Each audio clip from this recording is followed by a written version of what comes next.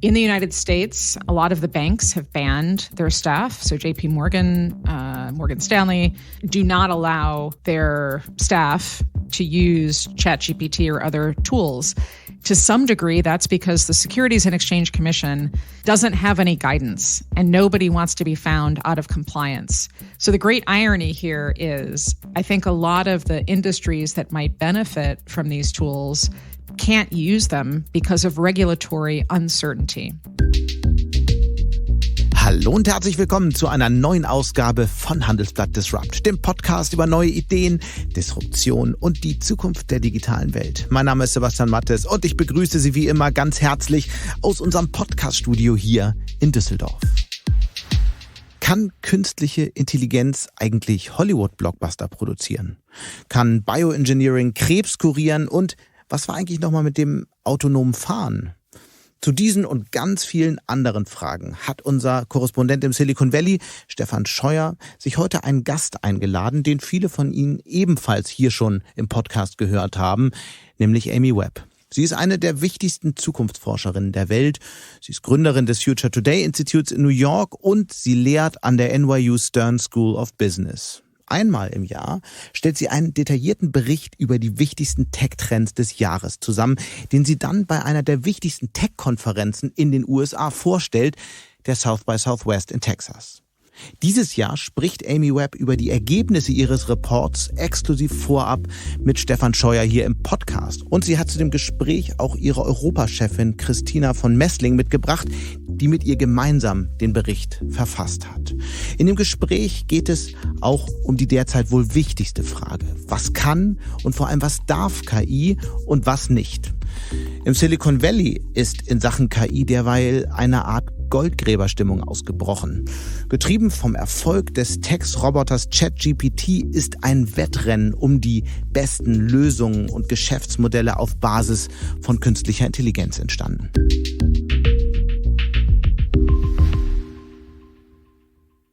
Und damit jetzt zu Stephan Scheuer und seinem Gespräch mit Amy Webb und Christina von Messling. Hello, Amy. Hello, Christina. Thanks for having you guys. Hey there.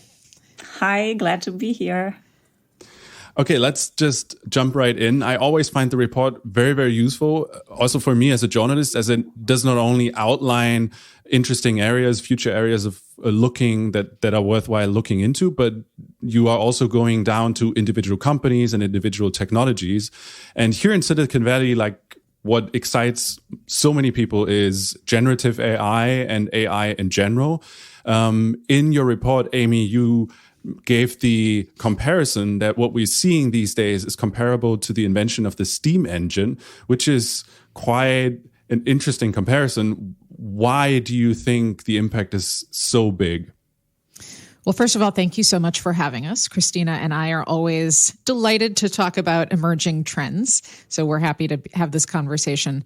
I think it's worthwhile to remember that last year at this time, everybody was talking nonstop about the metaverse. And 2 years ago at this time, everybody was talking nonstop about blockchain and cryptocurrencies, which is my way of saying we have shorter and shorter attention spans. And I think that's a problem because we start to lose perspective on how various technologies are shaping the future. So when I compare generative technologies to the steam engine, here's what I mean. I think this is an example of something called a general purpose technology, AKA the other GPT. So a general purpose technology is one that has the potential to dramatically shape an economy, society, business, government.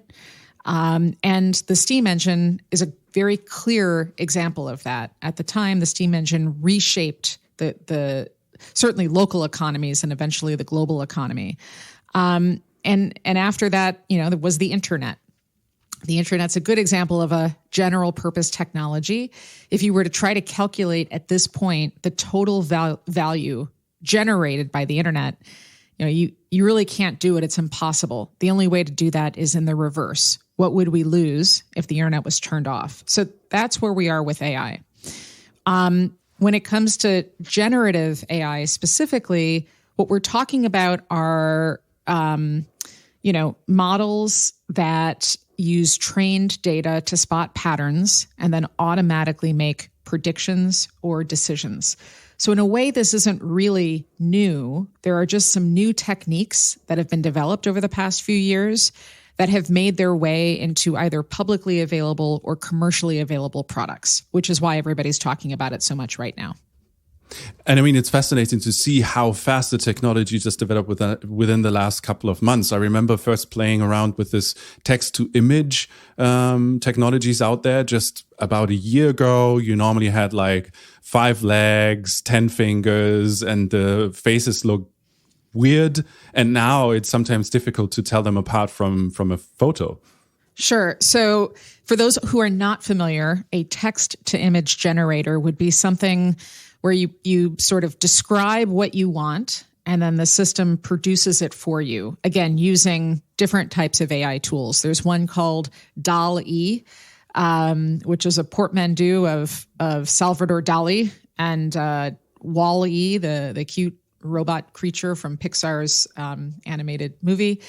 There's also something called Stable Diffusion. There's also something called Midjourney. There's a bunch out there. Now, I think it's worth noting that in the year 2020, so 2020, when to be fair, there were a few other things happening that year. So you might not have heard about this, but the same company, OpenAI, that created the current ChatGPT system that has everybody all excited, they had an earlier version that in February of that year, they said that it was too dangerous to release to the general public, which on its own made headlines. So in a way, I think it's just, again, it's worth noting, it feels like all of this kind of happened overnight, but it actually didn't. Now, relative to the very long trajectory of AI, which is hundreds of years old now, we've seen a lot of development in the past few years. But, in 2017, Google wrote this sort of academic paper that, wasn't super exciting, but for a few people, it sort of laid the foundation for a lot of these systems that exist today. Which is super interesting, right? So Google laid the foundation that made a lot of those technologies possible, and now it's, in a lot of cases, other companies driving it. Christina, you looked into a lot of companies working in the field. What do you think? What are the most interesting ones, and what does that tell also about the position of Google? Well, I think one of the most interesting ones that I just see, which is about to launch, is actually audio to video. So just again, circling back to the speed of innovation here, like text to image is honestly almost like old school. Now there is all these new models already coming to the table. Video to video, audio to video, I find really fascinating. And again, just thinking about the speed of innovation, as well as the development of other specialized GPT developments, as well as generalized developments in this space, where they're not, those models are not just able to analyze text, but also audio and video, everything together. So moving closer towards general AI, which to me is like the big development that's really exciting, even though I know that term always also raises a lot of fears. I mean, generative AI, just for everybody that we're on the same page, would be something like the Terminator that could do anything. And what we are normally at this point in time thinking about is AI that's trained for a very specific purpose. So looking at those specific purpose ones at the moment, you mentioned audio to video. Can you describe that? So I would say something and it would create a video, or what do you mean? Exactly. That is a concept. So you don't even have to type anymore. So you're giving a little, giving a little spiel of kind of, oh, that's what I have in mind. And it's turning it into a video. I think the video applications are still very, in the very early stages. So I think there's no fear that there's going to be feature film developments in the next, couple of years that are just going to be produced by AI, but just by judging the extremely exponential development of this technology, I think we're going to have really quality stuff sooner rather than later. Christina did, if I can just mention, in our trend report, we actually have a bunch of scenarios which describes sort of what if conditions are right and these technologies to continue to develop, what might the future look like? Christina imagined a very interesting future in which a feature film was, in fact, created with the help of a generative AI system. You want to maybe just talk about that because it's super interesting? Yes. Thank you, Amy, for setting that up, because that's actually one of my favorite scenarios. So just quickly, actually in 2021, there was an AI that did develop or direct a movie. And I think it was at the Locarno Film Festival. It was at one European film festival. Please don't judge me if that was the wrong one. But the AI actually produced, a Federico Fellini style film. And it was still like supported by humans, but just alone that AI was called or did get a directing credit, I think definitely was a major signal towards development in that particular industry and the usage of AI and the future role of creatives. Right. And, speaking of sound and AI, Christina and I are in different places right now, and she's in Brooklyn where the streets are pretty loud. So I'm sure within the next year or two, it'll be possible for podcast people to just delete that audio, that additional audio, without taking away from what Christina said, or even editing out all of that sound and cloning her voice and just typing in the words and having a system generate audio from text that sound exactly like her, but without all that background noise. At this point in time, maybe just a short shout out to a couple of companies here in Silicon Valley that are actually already working on this. Actually, one that we're using at the moment is called Descript, and they are already doing that. So you can actually take a piece of audio or video, they transcribe it, and you would be able to edit it in the same way that you would be able to edit a Word document. And what I found most fascinating is I can delete a sentence if I made a mistake, and I can rewrite it, and AI is going to speak the sentence in my voice, which today I still find quite puzzling and also interesting to think of what that might just make possible in the next years to come. So we talked about art, we talked about filmmaking, but there are so many other applications where artificial intelligence has an impact. So here in Silicon Valley, there are a lot of coders, and many of them are using GitHub Copilot as kind of an AI assistant helping them code their software.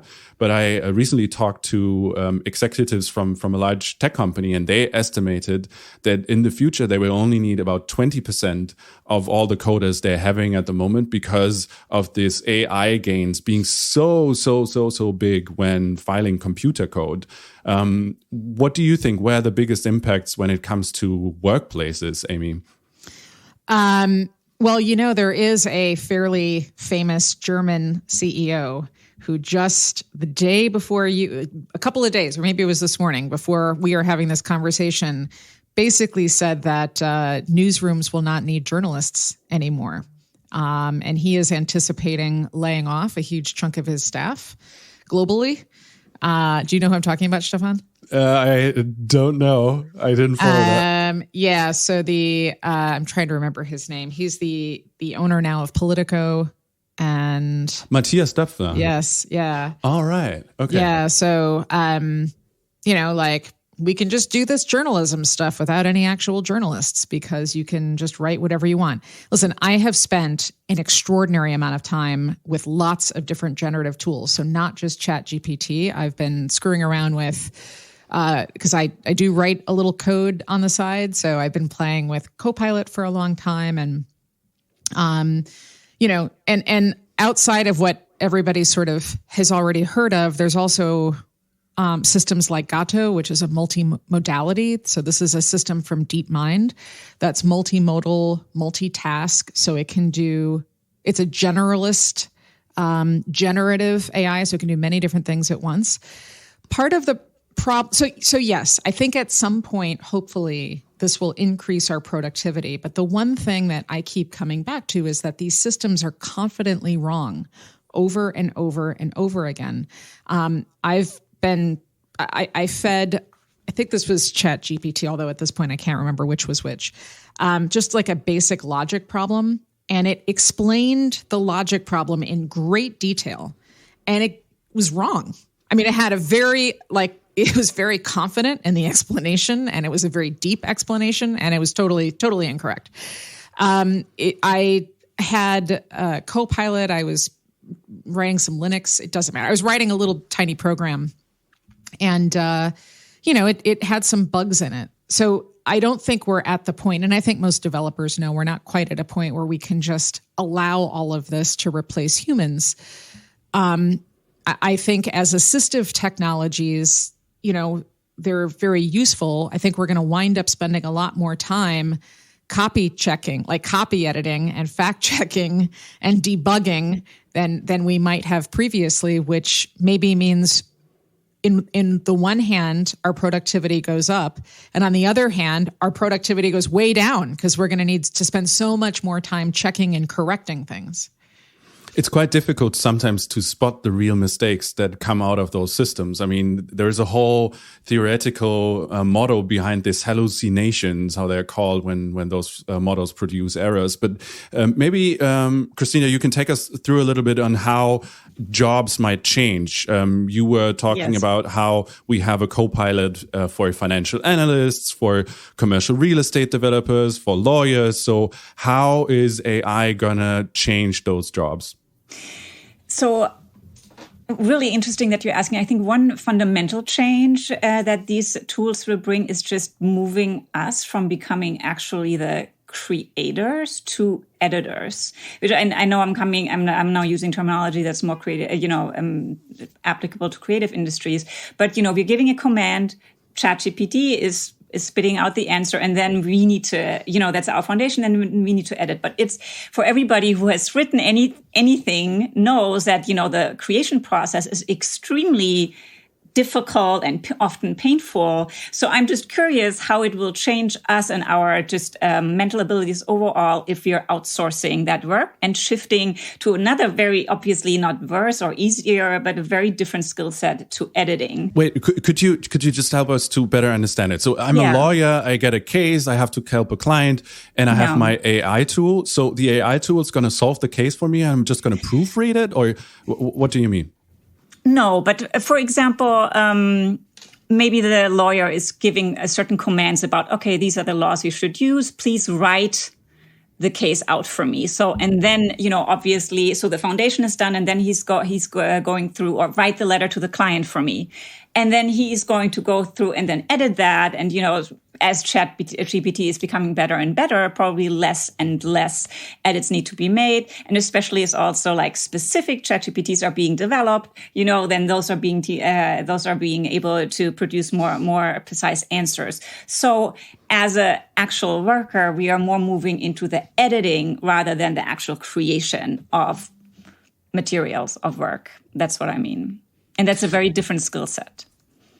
In your reports, what you always look on is not only the technologies, but also the impact on business. So, Amy, what would be your recommendation for businesses now thinking about whether this is going to have an impact and how they should react to it? Should they have like a chief artificial AI officer, or what's the right approach?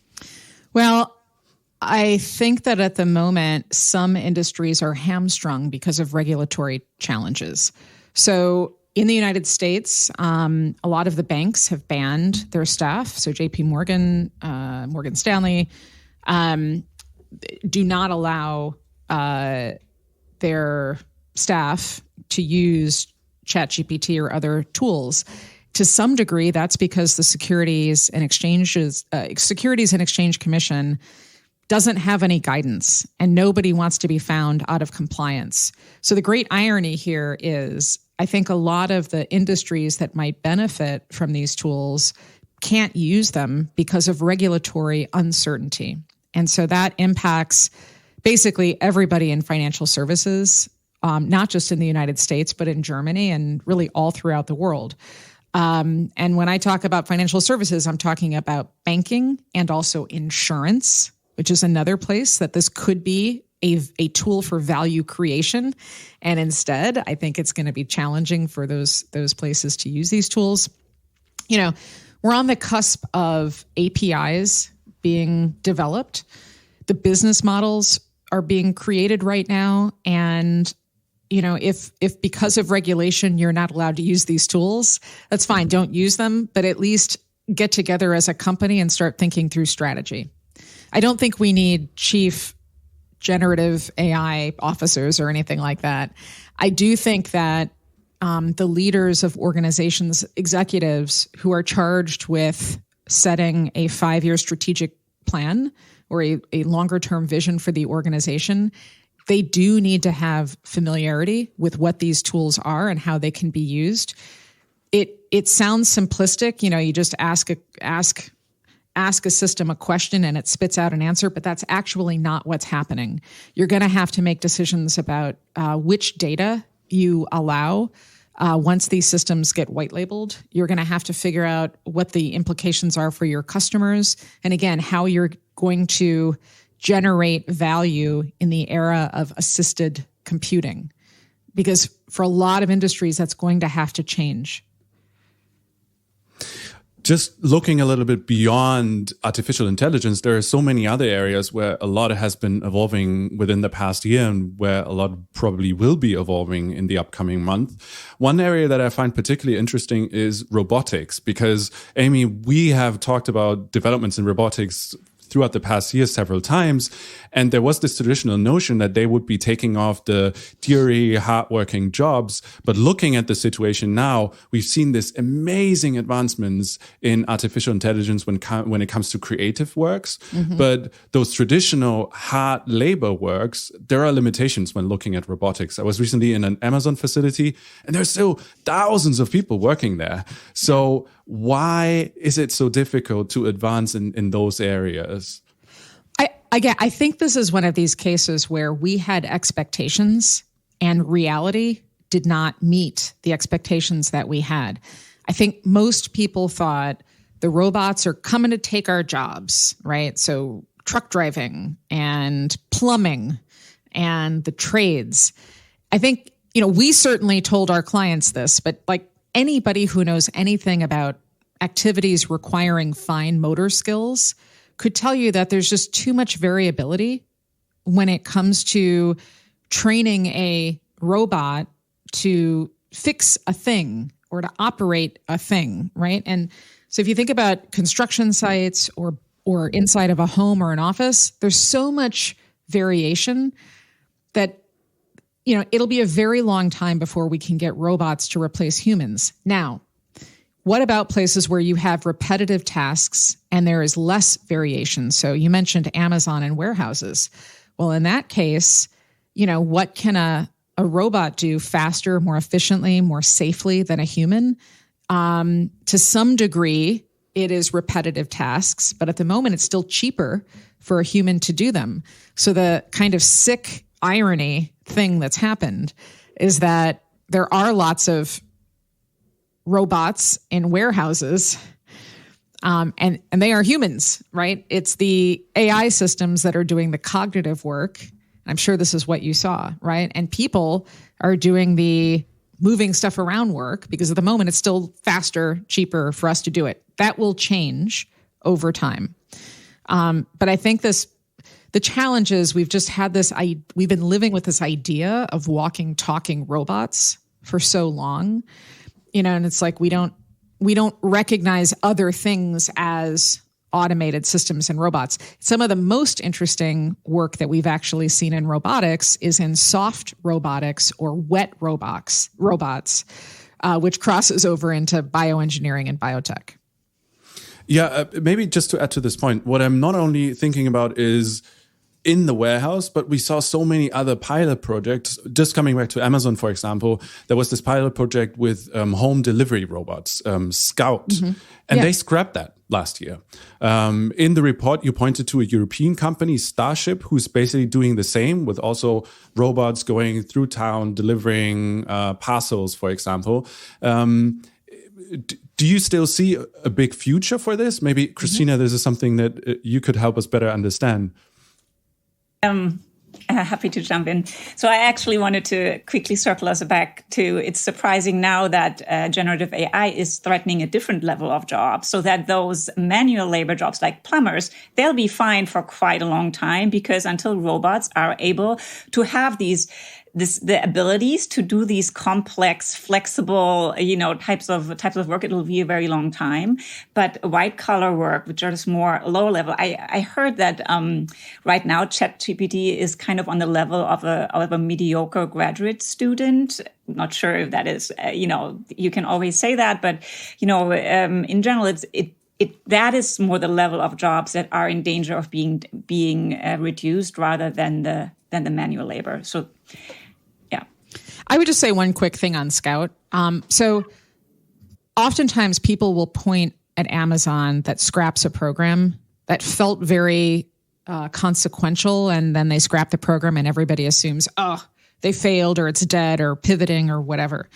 That is usually not what's happening with Amazon. Amazon quietly launches things, they learn from them, and usually it's part of something else.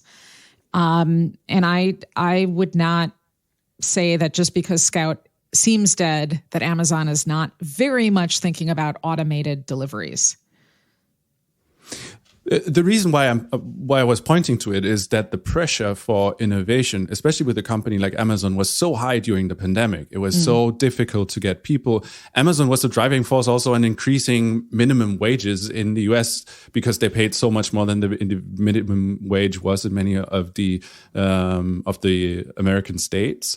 So I find they are really interesting case study, also given how much they spend on R&D. So maybe let us look beyond what we saw with Scout and others. Where do you see the most interesting developments when looking at robotics these days? Christina, do you want to start? And then I've got some. Yes, I can start. So for me, the most interesting development in robotics are in remote operations. So obviously, just because, especially in taken together with the shortage of healthcare workers, and especially also in American rural areas, but also I know in Germany, where in rural areas, healthcare is just not sufficient. If we are able to have remote operations, then that would be just such an incredible benefit for our overall healthcare. So all the developments in that particular space are the ones that I'm most excited about. And I would say, I know we don't think of these as being robots, but there are so many interesting new developments in bioengineering to create organic, squishy, tiny robots that can maneuver through your body to do things like deliver targeted therapies to very specific parts of your body, or to leave behind a tiny something or another to separate some tissue.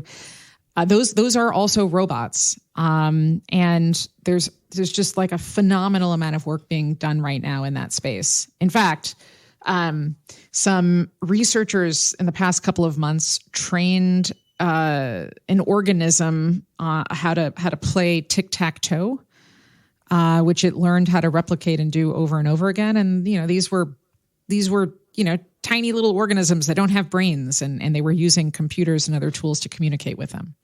Which is really interesting. So the difference between an organism and a machine is basically changing these days, right? You also had examples of, for example, sensors that are based on living cells that then produced, I think it was for detecting in airports.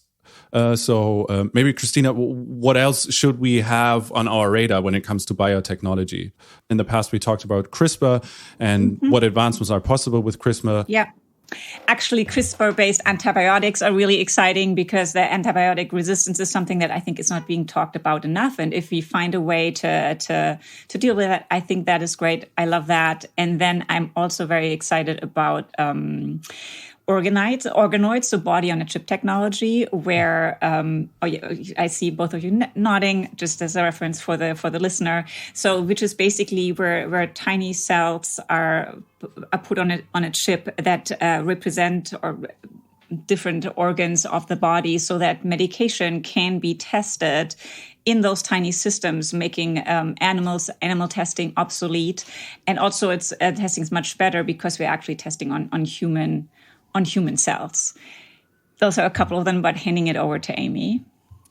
Yeah, so again, I think the place that we are right now with bioengineering is still very much picks and shovels, which is to say the sort of underlying technologies are what I think are probably most important at the moment.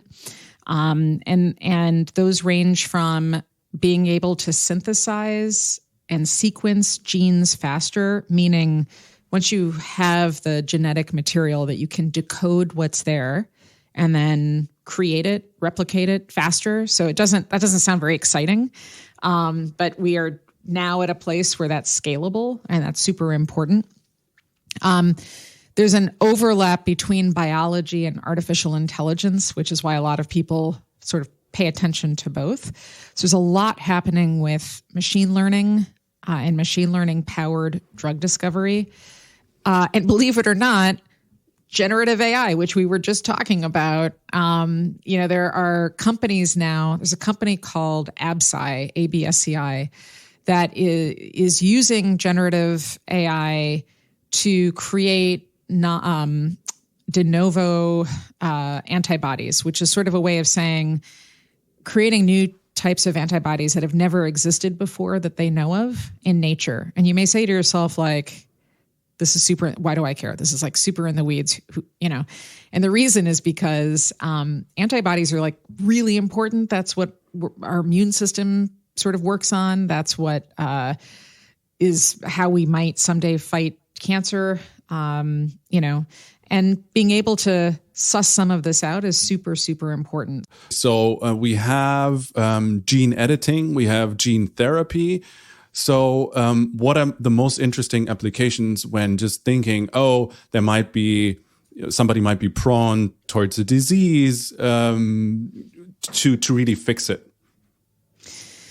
Right. So gene editing, that would be like CRISPR, where you have molecular scissors, as they're sort of known, that allow you to go in and sort of snip out what you don't want. So in the past year, there's been a lot of research. There was this huge audit of viral genomes, and it showed all these new potential CRISPR editing tools that can be used.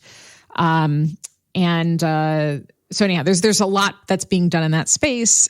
Part of it is we sort of need to understand which enzyme to use for what and where to make some of those snips and edits. So some of the first trials have to do with eradicating sickle cell anemia, which is a horrible heritable disease, and also some treatments having to do with blindness and low vision. So that's CRISPR, that's editing. Cell therapy is different.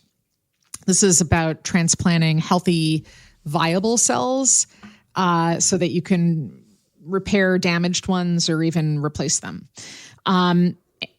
It's an interesting area of science. There are some risks. The risks can range from feeling like you've got the flu to death, which is horrible. So there's a lot of new work being done to figure out, again, like how can you have new genetic instructions in cells, and by doing a transplantation like that, can you regress something like leukemia? So that's some of the work that's being done in animals right now. If you've ever heard of something called CAR-T, C-A-R-T cells, that's where some of this work is being done. Again, we're early days. A lot of this is still very much in a laboratory and not being performed, on the general public, as far as we know. And then we are basically in this phase where, as a result of the pandemic, there has been so much attention being paid to the development, research, and also the production of vaccinations, but also diseases in general. So there were quite a few scientists who said, well, the pandemic was super, super bad, but a positive outcome might be that we got way closer of solving diseases such as cancer. Is that true? What's your take on it? Well, I don't know that we're that much closer to solving cancer. I think the difference is again, our regulators, both in Germany, which has very strict regulators, by the way, and in the United States, they don't want to flip-flop. They don't want to change their regulations constantly because their job really is to make sure that people are safe and that communities are safe. So that's great. We don't want them changing their mind a lot. That being said, it's not like they themselves innovate. So the technology that made the Pfizer, BioNTech, and Moderna vaccines possible, the messenger RNA vaccines possible, that's been around for a decade. The problem was regulatory hurdles and investment and use cases. Unfortunately, sometimes we have really powerful technologies, but regulators kind of don't have a playbook for how to regulate those things because they've never seen them before. And that stifles movement into the market. So I don't know that we're that much closer to having a cancer vaccine. We do, however, now have an enormous set of new tools which will allow us to get further ahead. And I think that also sparked, certainly in the United States and in other places around the world, renewed desire to invest in biotech. So the Biden administration announced an executive order, which is going to clear the way for funding and in research in biotechnologies and bioengineering, which the U.S. sees as a fundamental part of its economy going forward. But we are also seeing that in China, which is in the process of reorganizing its government as we speak, but we anticipate that being one outcome. And we're also seeing huge investment in the Middle East and in Saudi Arabia in particular into some of these technologies. So I think we're going to start to see, I think if anything, the virus acted as a catalyst for a lot of this. So we've been mostly talking about how it could help treating diseases, but there are also quite a lot of people looking at those technologies to increase their lifespan. Longevity has been one of those topics that's out there for quite a while, and there have been some recent interesting developments. What do you make of it? Is it something feasible that the idea was always, I don't know, we might reach a point in our lifespan where we would be able to increase our life longer than we would originally have to live. Is this feasible? But we've done that right now, right? I'm in my late 40s, and if you go back in time 200 years, I would be an elder, right? And I've got friends who are my age who are having babies. So my point in saying this is that we've always innovated science and technology for the purpose of life extension. That has always been the case. That will very likely always be the case going forward. I think what we are on the cusp of right now is something that is maybe just more exponential. So not increasing life by spans by maybe 2 to 5 years, but potentially by, 15 to 20 years or even longer than that. So a lot of this research is sort of asking, can we think of aging as a pathology that can be treated versus sort of an inevitability? And there is more money being poured into this right now. I mean, unimaginable amounts of money being poured into this relative to other emerging areas of science and tech. I'm seeing investment rounds, public and private, that are nothing like I've seen before. Billions and billions and billions of dollars. I mean, we're living at the moment. I think the official forecast for men and women in the US are around 85 years. What do you think? Are we going to see a breakthrough thinking about this exponential growth that you've been mentioning? How long are you going to live? What time span are you looking at? Stephan, what kind of futurist do you think I am here? We don't make predictions. We make preparations. So along that line, I think that's a lot. That explains a lot of what's happening. I think there will be a trickle-down impact if we play our cards right, and hopefully this will improve health outcomes for everybody. But if we don't organize ourselves correctly, then I think this just increases the sort of socioeconomic divide even further. And you wind up with people who are able to live longer, healthier lives because they can afford it, and everybody else who just doesn't become the recipient of this research. So we're back to the moral question, right? But thinking about the moral question, there is also another one, like another technological area where a lot of development has been taking place. And this is this human brain interface where we, for example, had well-known companies such as Neuralink, who originally announced their first human trials for last year, and they have been postponed. Do you think in this area there will be a lot of development? I mean, the idea is not only that blind people might be able to see, but that all of us might have a more intuitive way of getting information or sharing information. I mean, with who though? Here's the thing, like, nobody needs Neuralink to communicate with a tech company. We are already doing that. And a lot of the early brain-machine interface technology was really designed not for commercial use, but for stroke victims. So people who have stroke or Parkinson's, who cognitively still have the ability to move their bodies or to speak, but there's a disconnect between the muscles or the neuromuscular system in the brain. I think one of the interesting developments in that space is the development of the bionic nose. I know that you wrote about that, which I think is interesting. So, about the nose has been too complex to replace because it's so many. There's like 1 trillion different smells, and like you can't fit that many sensors on a small chip. But first efforts have been actually made to now be able to do that with the help of smart glasses and different sensors being in the glasses, and then connecting to the olfactory center. So I thought that was it's just always incredible when you hear about these developments and what it can do for the people. No. When I was at the CES conference, there was one startup presenting this kind of nose experience, and it was basically just like something blowing into your face, and it was a really horrible experience. So I think it would be really nice if there would be a better way of experiencing scents than, I don't know, have a perfume being sprayed into your face. Well, I can give you a little preview of something I'm going to talk about at South by related to sense, if you want.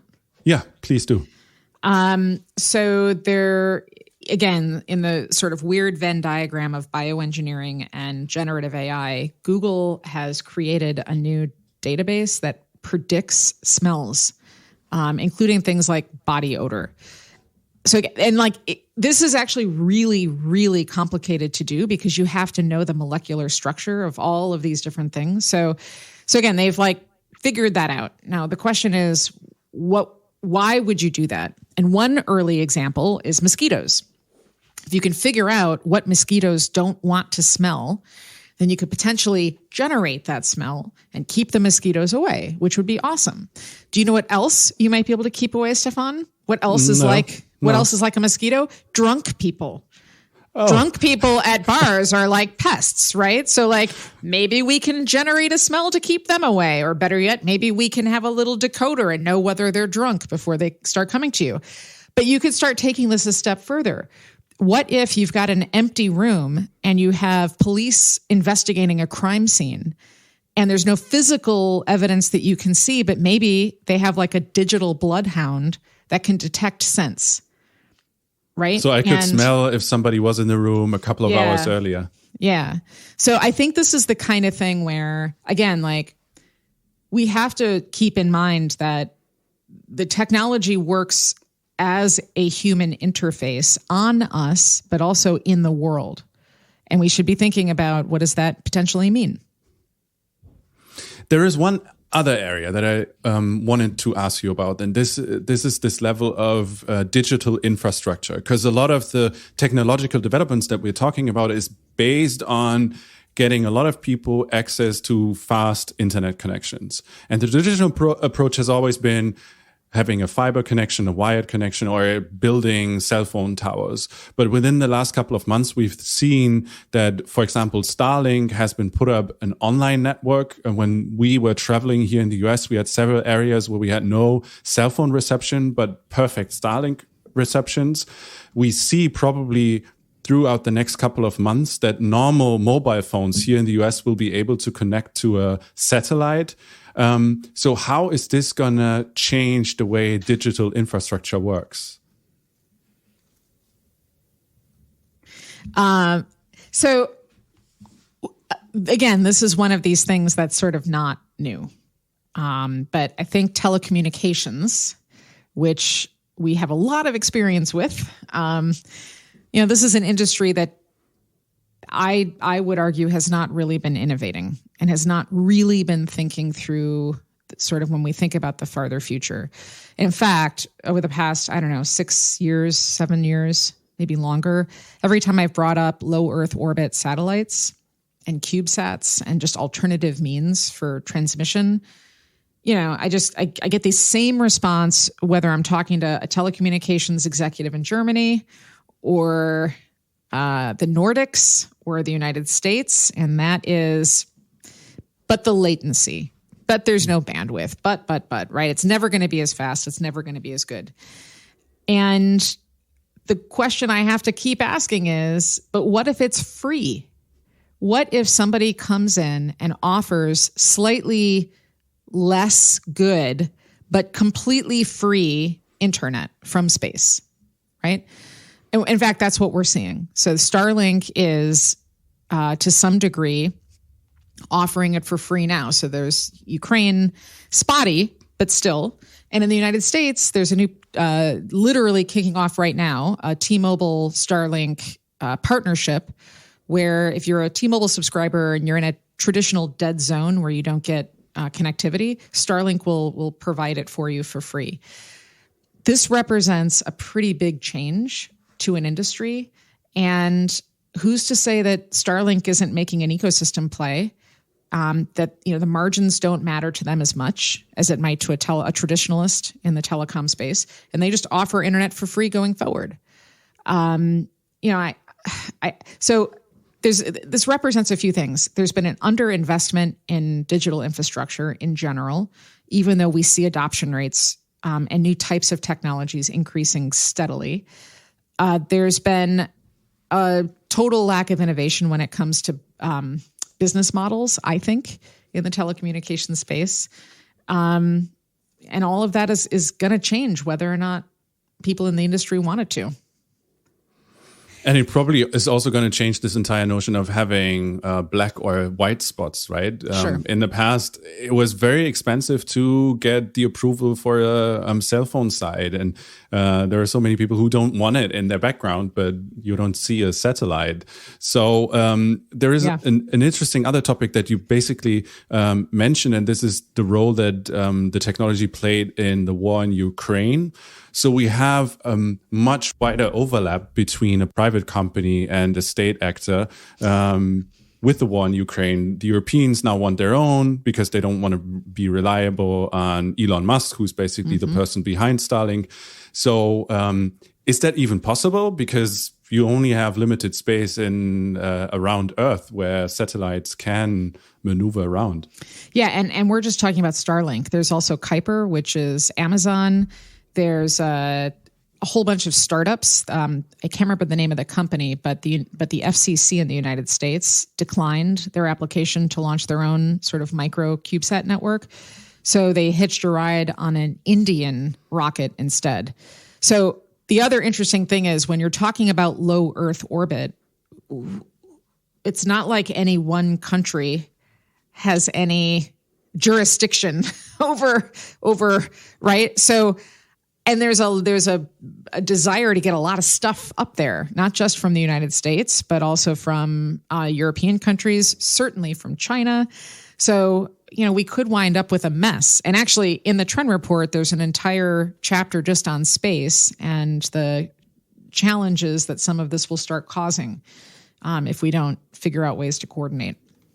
Yeah, we also see it at the moment, for example, with the spy balloons. I mean, we had this whole discussion about, is China spying? And suddenly there were so many people pointing to, oh, there is a balloon, there is one. Right. So the space above us is getting increasingly crowded, huh? It is getting increasingly crowded. Sorry, just to insert myself here quickly. And like the FCC did approve like thousands and thousands of launches of new satellites. And then that technology also comes with new risks, because what if then, there's collisions up there, which can have like a domino effect, which is something that is, we're sometimes talking about, but I think isn't getting enough attention. Also, the environmental effects of having those so many satellites up there, just from the launch, the kerosene in the atmosphere, as well as then the dissolving of the materials, are also things that, if this is becoming now suddenly a major form of connection, that we need to take into consideration. Yeah, especially thinking about the whole number of satellites that you need in the low Earth orbit to have a worldwide system. I think Starlink is looking at 20,000. Kuiper from Amazon, they want to do it with about 5. But you would definitely need a huge number. There's one last topic I wanted to talk to you about, and this is a traditional one that we have been talking about in the past years, but where we've seen a lot of development. What I'm talking about is autonomous driving. So for years and years, companies, and namely Elon Musk, has been forecasting the start of fully autonomous taxi services that has never materialized. But living in San Francisco, now we have 2 startups that are actually without driving around the city. Waymo, Google-owned startup, and Cruise, the GM-owned startup. So how do you see this field? Are we now, maybe after this phase of a more conservative view on what's going on, at a breakthrough? Are we going to see robo-taxis? Yeah, listen, I don't know at what point everybody got together and decided that Elon Musk's predictions were rooted in any kind of data or evidence. I don't get it. I don't get him. I don't get everybody's fascination. I don't get it. So okay, it was not only Elon Musk talking about the start of robo-taxis. It was a lot of him, and his voice does carry quite a bit of weight. So let's think through what would it take for us to have fully autonomous taxi fleets. The technology would have to be ready. We're talking about a significant and fundamental shift in how technology works. So that's going to take a little bit of time. I think we've made great strides, but again, there's a lot of variability, and we have very powerful computer vision recognition systems right now, but it's still, there's a lot that has to be done. So that's the first thing. The second thing is we have a lot of different types of urban areas. So it's much more probable that fully autonomous vehicles would operate like between Santa Fe and Phoenix, where you have long stretches of highway and not a lot of interesting things happening, versus inside of New York City, where just 2 days ago, I was in a car. I do a lot of scenarios thinking just all the time. So I happened to be in the car, and I was like, okay, well, what would it take for fully autonomous vehicles to work in Manhattan around our office? And there's so much that's variable. And the thing that made me think about this was I hate these delivery drivers that are now using electric bikes on the sidewalk, which is totally not where they're supposed to be. And I almost got hit with one the other day. You have the introduction of tourists, people walking when they're not supposed to. So anyhow, I figured the only way this would actually work is if at a crosswalk, walls go up on each side to prevent anybody from crossing the street. Anyhow, I kept going on and on and on, thinking through, and finally I got to the end, which is I don't think there could ever be fully autonomous vehicles in New York City. Interesting. I mean, they are already on the streets here in San Francisco, right? You would have to have conditions such that the technology will work effectively. And then also you have to have regulators, and you have to have insurers and financiers. I mean, it's a huge ecosystem, and whether the tech might move fast, but the insurers might, understandably move super slow. So Elon can say whatever he feels like, I guess. But I would be like, if I'm mapping out the time horizons, I would be looking at other things besides just the technology. Interesting that you're quite conservative when it comes to this, because in this field we also have a couple of German companies. So in the report you also mentioned Mercedes, who got the first approval for level 3, meaning the car is doing most of it, but still you need a driver behind the wheel. And if it crashes, Mercedes is actually going to pay for it. So there was no insurer. They are the company who are bearing the cost because they're so confident that it works. We're going to find out if that's also the case for the long run. That was super, super interesting. We covered a lot of ground, many, many different topics. I learned a lot, and I'm looking forward to touching base with you guys in maybe a year when we can see what actually materialized of what we talked about today. Thank you so much. Thank you, Amy. Thank you, Christina. Thank you so much. It was great to be here. Thank you. Und damit sind wir auch schon wieder am Ende von Handelsblatt Disrupt. Wie immer freue ich mich über Kommentare in der Handelsblatt Disrupt LinkedIn-Gruppe oder senden Sie mir gerne eine Mail. Die Details finden Sie in den Shownotes. Danke an dieser Stelle auch für die Unterstützung von Lukas Teppler und Regina Körner und Migo Fecke von professionalpodcast.com, dem Dienstleister für Strategieberatung und Podcastproduktion. Wenn Sie grundsätzlich immer auf dem Laufenden sein wollen, dann testen Sie doch gerne unser Handelsblatt Vorteilsangebot. Damit lesen Sie die aktuellen Artikel plus alles aus dem Archiv für 4 Wochen für nur €1. Schauen Sie doch einfach mal nach unter handelsblatt.com/Mehrwirtschaft. Die Details dazu finden Sie in den Shownotes. Wir hören uns dann nächste Woche Freitag wieder. Bis dahin wünsche ich Ihnen interessante digitale, aber natürlich auch analoge Zeiten. Ihr Sebastian Mattes.